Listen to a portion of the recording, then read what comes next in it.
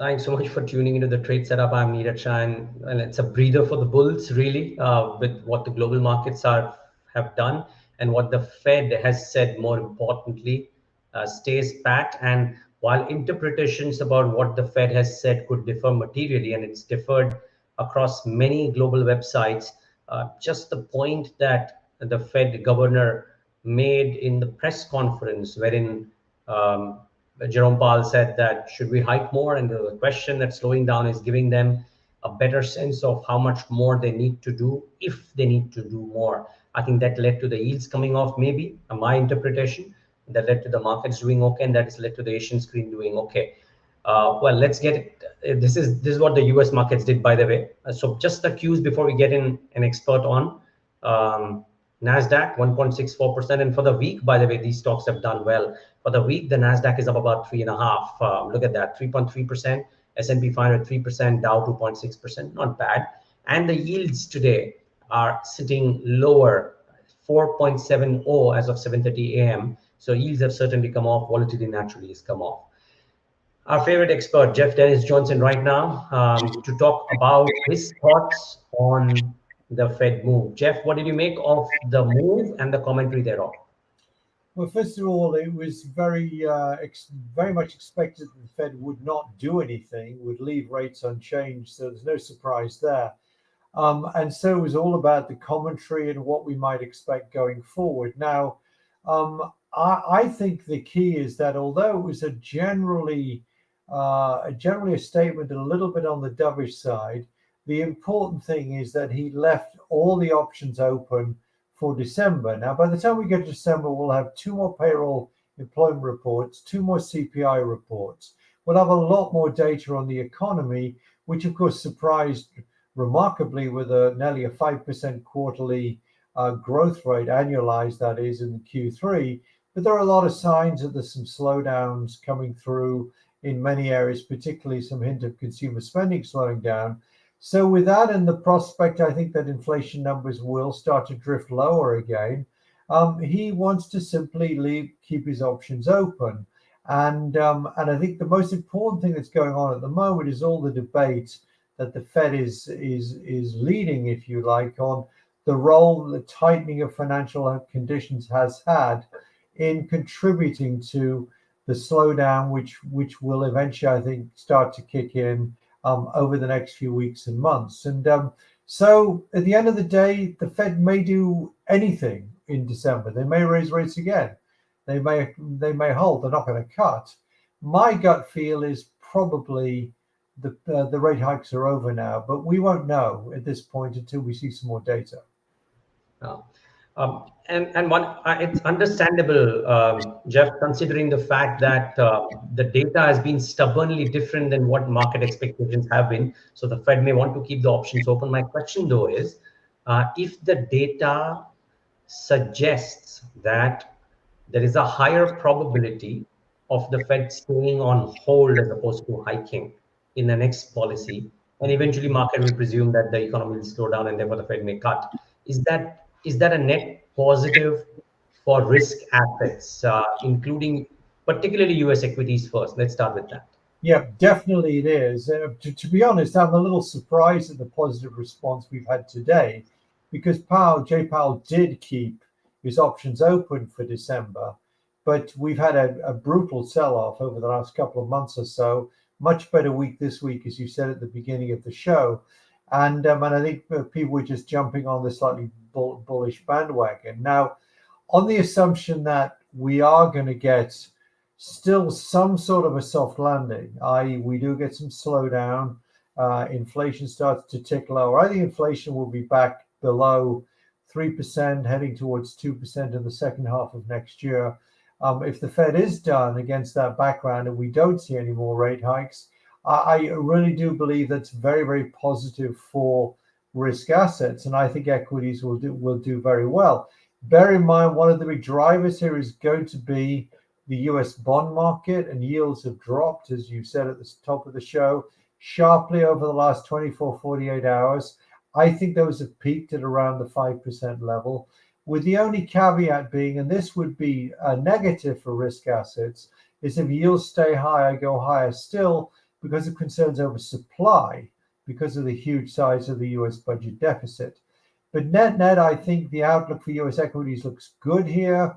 I don't think bond yields will fall a long way. I just think they will come off the top. It'll be clear the sell off is over, and that will support, in particular, some of the strong growth names, particularly in the NASDAQ, will support the market generally.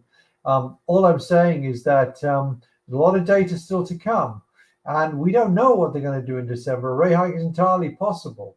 My call is that we're probably at the peak now. Bond yields have peaked. That is good for risk assets, including, of course, US equities.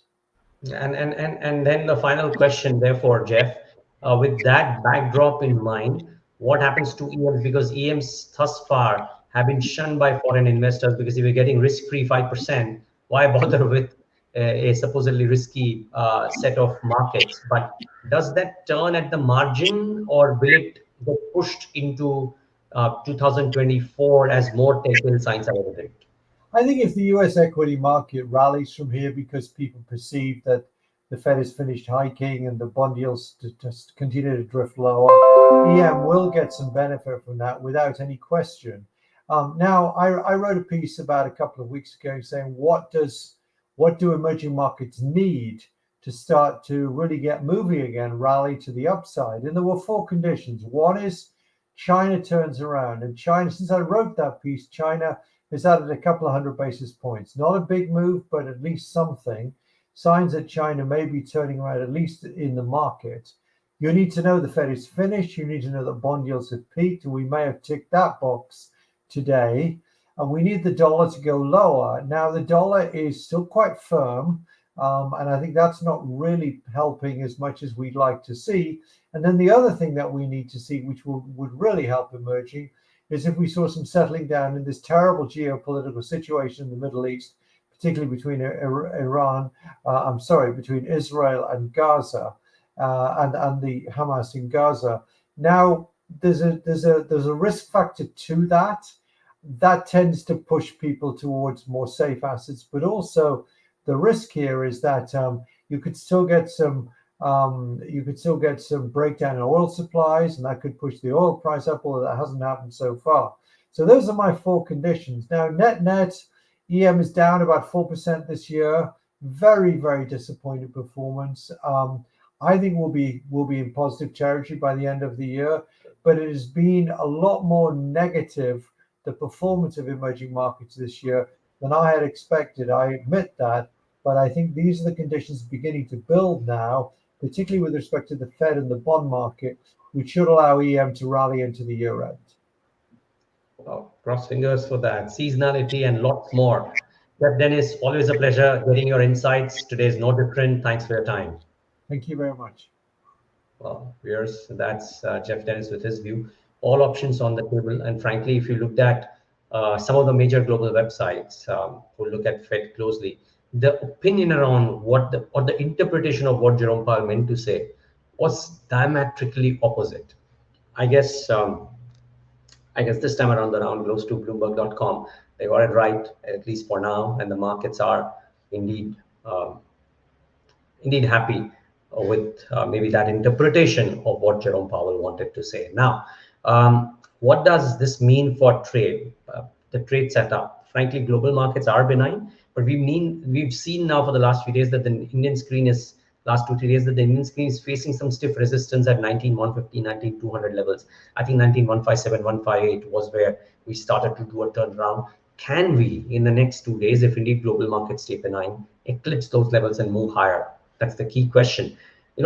And while the index has done what it has done, look at real estate. The last 5 days, I was looking at the data, both fundamentally and from a price action perspective, real estate is on a tear.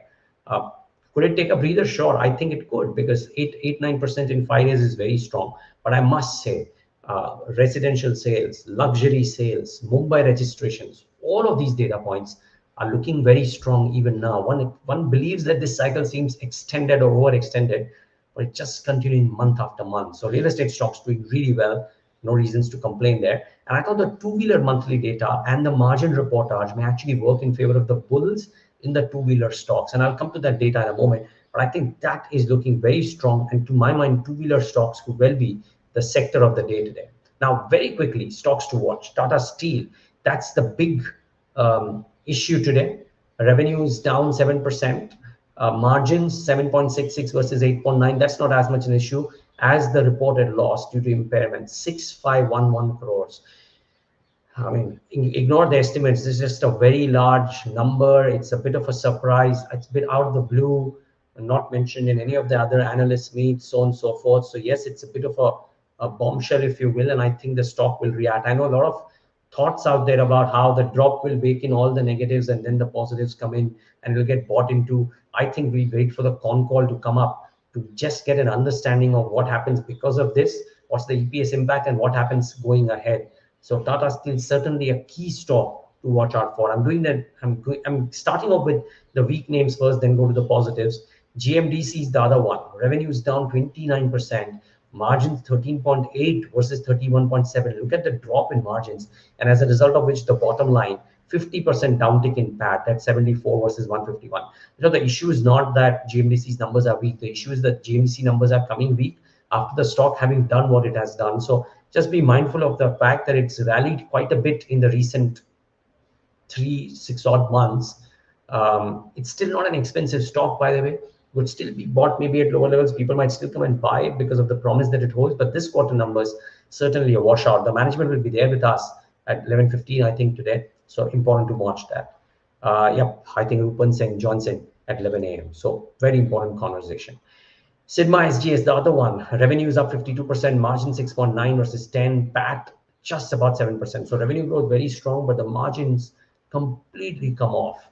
And we'll be talking to this management as well today. So very important conversation. 2-week quarterly reportage, and we'll try and understand from the management as to what's gone wrong and what's the way ahead. Then the two consumer names, Godrej Consumer, the numbers were okay. I mean, revenues were in line. The issue and the margins were in line too. The issue is the PAT growth wasn't as strong as the Bloomberg estimates were. And could that come and punish the stock? Maybe it could. So that's the one to watch out for. Today's trade setup will be slightly extended one, but let me try and maybe just give you a sense of what a brokerage or two might be saying about Godrej Consumer post this kind of reportage, because like I said, the bottom line number left a bit to be desired. Yeah, I mean, largely, actually, Jeffrey says that it remains their top pick. He says that they say that Sudhir Sitapati, who is the CEO, continues to take a series of initiatives. Some of these show up in Q2 in a tough macro environment, but a clutch of things working right. It remains the top pick. Their target price is 1,200, which is a 21% upside to the current market price. So watch out for Godrej Consumer. Then Britannia is the other one. Revenue is up 1.2%. So that was slightly lower than estimated. Does the stock get punished for that? Or does the stock get rewarded for the exceptional margin performance? 19.68% versus 16.25%, and the estimates were 17.6%. As a result of which, the bottom line, 586 crores versus 490, a 19% uptick. That's pretty strong, and versus estimates of 547. So suffice to say, Britannia as a stock, I mean, twin factors, but I would believe that the margin uptick might get rewarded. And Hero MotoCorp, very good show, really, I thought. Revenues 9445 versus 9343, which is fine. But the margin performance, 14.1 versus 13.9. Bottom line, 1053 versus expectations of 955. Extremely strong showing by Hero MotoCorp. Strong EBITDA growth as well. I mean, I mean, I've given the margin number, but that 28% EBITDA growth was very strong. While volumes may have gone down, but the average selling price was up 3%, boosted by price hike. So that is really good. The con call is at 11:30, so I think most brokerages will come out with calls after that. And why I say autos, right? So Bajaj Auto, the monthly sales numbers look very strong too. Just a word on Bajaj Auto before I get back to results, and just spoke about how Hero MotoCorp has had a good quarter. Bajaj Auto, the domestic growth and the Pulsar sales hit a new high.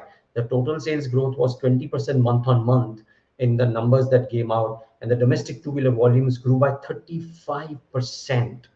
Extremely strong showing, and I would reckon that both of these names give the two-wheeler stocks a bit of a leg up. Then, since we're talking about autos, JK Tire, Revenues were up 3.8% at 3897 crores versus estimates of 4,000. So that lagged a little bit, if you will, but the margin performance extremely strong. Bottom line, up 5x at 249 crores versus 49 crores. Extremely strong showing. The estimates were 203 crores. So, yep, the estimates were about 4x. They've grown 5x. I would reckon that this too could get rewarded. And lastly, responsive industries. Good numbers. Revenues were up 10%. Nothing great there, but look at the margins. Look at the net profit. Extremely strong showing there by this stock too. So, net, a clutch of things which did well. And let's wait and watch if some of these do get rewarded or not. Have I missed anything? I'm sure I have. I'm just trying to see if there is something that is amiss. So, like I said, two-wheelers in focus. Um, Axtel Industries, a small cap stock, EBITDA growth was exceptional. 17 crores versus 6 crores YOY. Watch out for Axtel as well. So that is to be watch out for. Yeah, HIL is the other one. Flooring business remained a concern, big drag as a result of which a PBIT loss for HIL as well. So those are a couple of names that you might want to take a close look to. Very quickly, management slated on or conversations on BQ Prime today. So Harsha Upadhyay, CIO of equity at Kotak Mahindra AMC, joins in. We talked to him about Fed and about some of the specific pockets that we would want to quiz him on. So do tune in for that. Shankar Sharma at 12 p.m. Let's try and quiz him on small caps. Shashank Srivastava, Maruti joins in on those exceptionally good October auto sales as well. On that base, Maruti did really well, by the way. So that's an important conversation too to tune in. Like we said, GMDC at 11 a.m. Mr. Rupwan Singh, it's an important conversation to tune in for. And you will hear from a clutch of other managements, including Godrej Consumer, Sirma, and more. Thanks so much for tuning into the Trade Setup.